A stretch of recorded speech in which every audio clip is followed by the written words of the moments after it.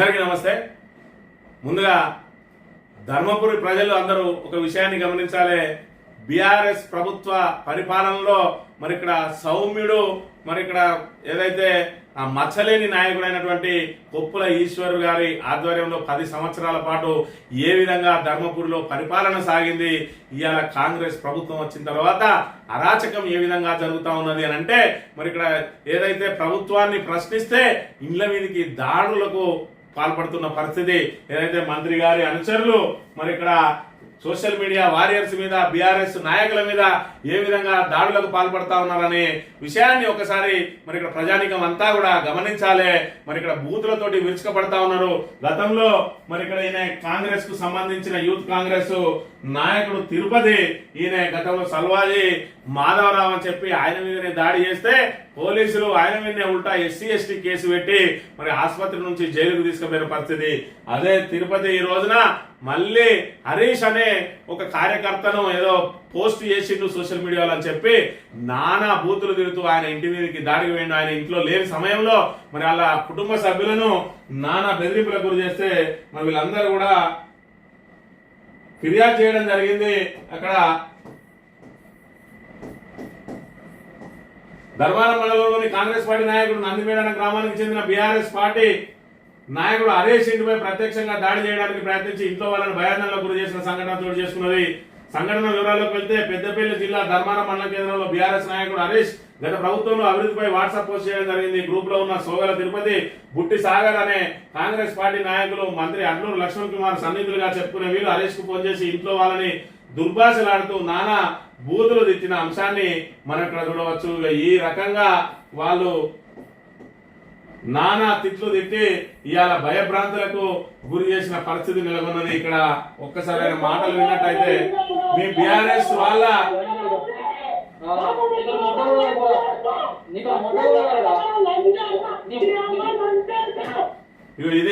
ఇవే కాదు, ఇంకా నానా బూతులు ఉన్నాయి వినడానికే. మరి ఇక్కడ అవి అవి వినకూడని మాటలు, అనకూడని మాటలు అన్నీ కూడా ఈ రోజు కాంగ్రెస్ నాయకులు అధికార మదంతో ఈ రకంగా నానా తిట్లు తిడుతా ఉన్నారు.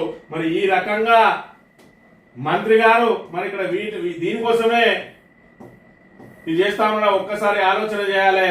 మరి ఇక్కడ ఎందుకు ఈ రకంగా వీళ్ళ మీద ఈ బూతు పురాణం చేస్తా ఉంటే ఆయన ఏం చేస్తా ఉన్నాడో దీనికి సంబంధించి మరి ఏదైతే మంత్రి గారికి సంబంధించి మరి అక్కడ చూసుకుంటా ఉన్నాం. అక్కడ అభివృద్ధి పనులు కానీ నీళ్ల కోసం, వెనకాలంలో నీళ్ల కోసం, తర్వాత ట్రాన్స్ఫార్మర్ల చేంజింగ్ కోసం అక్కడ ఉన్న మహిళా కళాశాల తరలిపోతా ఉంటే ఇలాంటి అభివృద్ధి పథకాలను పట్టించుకోడు. కానీ ఇవాళ అక్కడ ఎవరైతే సోషల్ మీడియా ద్వారా ప్రశ్నిస్తారో వాళ్ళను మాత్రం నానా బూతులు తిడుతూ మరి ఇక్కడ నానా ఏదైతే ఇబ్బందులకు గురి చేస్తా ఉన్నారు. రాక్షస రాజ్యం అక్కడ పరిడి వెళ్తా ఉన్నది. మరి ఇక్కడ వీళ్ళు ఇంత చేస్తా ఉన్నా కూడా పోలీసులు మరి ఆధారాలతో సహా ఫిర్యాదు చేసిన ఈ రకమైన మాటలు ఉన్నాయి. వాళ్ళ ఇంటి మీదకి దాడికి పోయినట్టుగా సాక్ష్యాలు ఉన్నాయి. అయినప్పటికీ కూడా పోలీసులు మంత్రి అనుచరుడు అనే పేరుతోటి ఆయన మీద ఎలాంటి మరి ఇక్కడ కేసులు కూడా నమోదు చేయడం లేదని చెప్పి బీఆర్ఎస్ నేతలు ఆరోపిస్తున్న పరిస్థితిని మనం ఇక్కడ చూడవచ్చు. వాళ్ళ అమ్మ ఏం చెప్తాందో ఒకసారి విన్నట్టయితే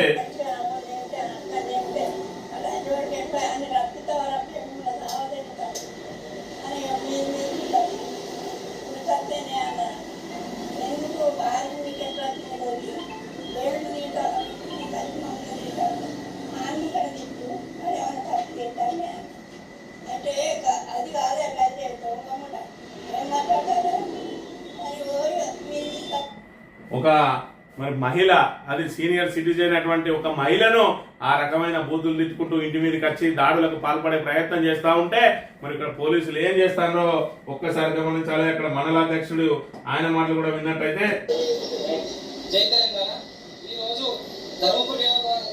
జరుగుతున్నటువంటి సోషల్ మీడియా కార్యకర్తలపై జరుగుతున్నటువంటి అరాచకాలకు నిరసనగా, అదేవిధంగా ఎవరైతే ప్రభుత్వాన్ని ప్రశ్నిస్తా ఉన్నారో, ఎవరైతే ప్రభుత్వం చేస్తున్నటువంటి అరాచకాలు నిలదీస్తా ఉన్నారో అటువంటి సోషల్ మీడియా వారియర్స్ పైన భౌతికంగా దాడులు దిగేందుకు యత్నం చేస్తున్నటువంటి కాంగ్రెస్ పార్టీ నాయకుల పైన ఈ రోజు మా మాజీ మంత్రి కొప్పులేశ్వర్ గారి ఆదేశానుసారం స్థానిక పోలీస్ స్టేషన్ లో ఫిర్యాదు చేయడం జరిగింది. గత కొన్ని రోజులుగా ధర్మపురి నియోజకవర్గం అనే వాట్సాప్ గ్రూప్ లో దీనికి అడ్మిన్ దూడం అయిపోలని ఒక ఎమ్మెల్యే కాంటెస్ట్ చేసిన వ్యక్తి ఈ గ్రూప్ ని క్రియేట్ చేసి ఆ గ్రూప్ లో ఉన్నటువంటి కొంతమంది ఏదైతే మేము గతంలో చేసిన అభివృద్ధి కార్యక్రమాల గురించి మా సోషల్ మీడియా వారియర్స్ అందులో పోస్టులు పెడితే వాటికి సంబంధించి వ్యతిరేకంగా వ్యతిరేకంగా కాంగ్రెస్ పార్టీకి సంబంధించిన సోషల్ మీడియా కార్యకర్తలు కొంతమంది ఇష్టారీతిగా పోస్టులు పెట్టడం జరుగుతూ ఉంది.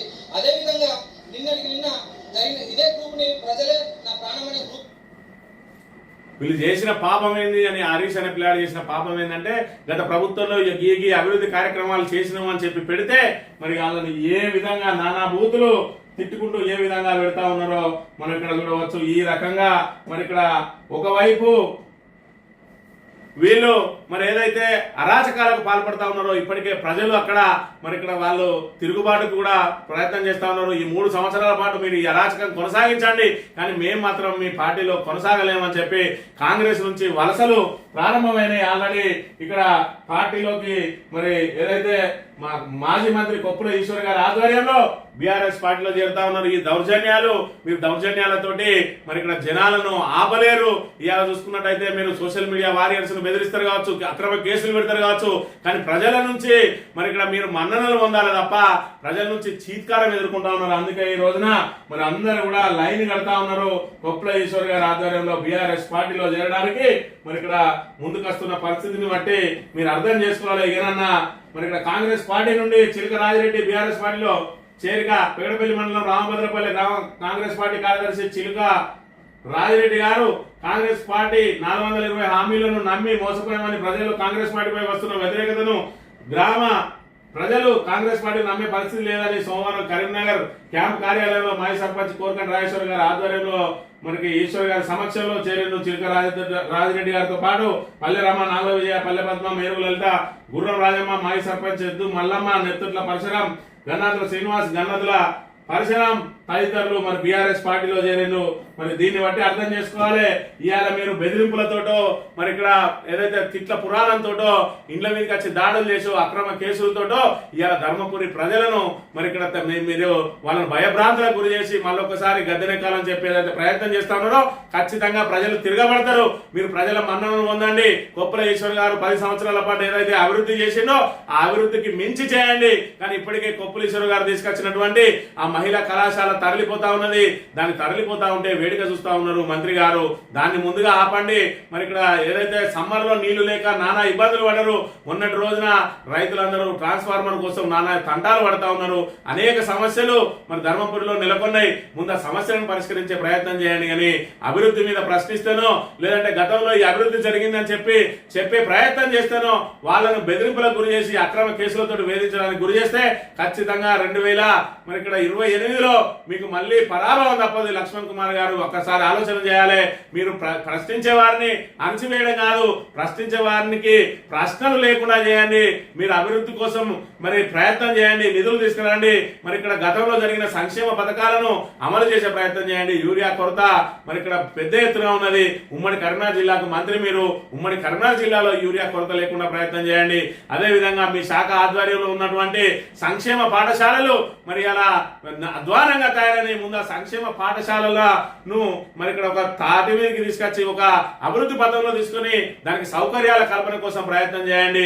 గతంలో మరి గురుకుల పాఠశాలలు ఏదో నామమాత్రంగా పెట్టిన మేము మొత్తం వాటికి ఏదైతే పక్కా భవనాలు కడుతున్నామని చెప్పి గొప్పలు చెప్తా ఉన్నారు. పక్కా భవనాల మాట దేవుడు ఎరుగు.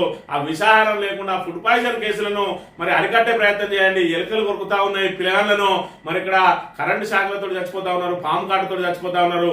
ముందు ఆ సంక్షేమ హాస్టళ్లను మరి ఆ సంక్షేమ పాఠశాలను గురుకుల పాఠశాలను ఒక ఏదైతే అభివృద్ధి పథంలోకి సౌకర్యాలు కల్పించి వాటిని ఉన్నతంగా తీర్చిదిద్దే ప్రయత్నం చేయండి. మొత్తంగా ధర్మపురి నియోజకవర్గాన్ని మరి ఇక్కడ ప్రజలకు సౌకర్యాల కల్పనకు అభివృద్ధిలో మరి భాగస్వామ్యం చేసి మీరు కూడా అభివృద్ధి కోసం ప్రయత్నం చేయండి. కానీ అణచివేతే మార్గం అని కనుక మీరు ఎన్నుకుంటే ఖచ్చితంగా అణచివేత నుంచే ఉద్యమం ప్రారంభమవుతుంది. ప్రజా ఉద్యమం మరి ఎవరు ఆపలేరు. ఖచ్చితంగా 2028లో మళ్ళీ కొప్పుల ఈశ్వర్ గారిని మళ్ళీ ఆ పీఠం మీద కూర్చోబెట్టడానికి మరి ప్రజలందరూ ఇప్పటికే సిద్ధమై ఆల్రెడీ మరి బీఆర్ఎస్ పార్టీలో వలసలు ప్రారంభమైనాయి అనే విషయాన్ని మరి ఒకసారి గుర్తుంచుకోవాలని కోరుతూ మరి ఇక్కడ ఇది ఇప్పుడు మేము చెప్పదలుచుకున్నది మరి ఖచ్చితంగా ఏదైతే బీఆర్ఎస్ కార్యకర్తలను అదే విధంగా సోషల్ మీడియా వారియర్స్ ను వేధించడం మానుకొని ప్రజల పక్షాన ఉండాలని చెప్పి ప్రత్యేకంగా కోరుతా ఉన్నాం.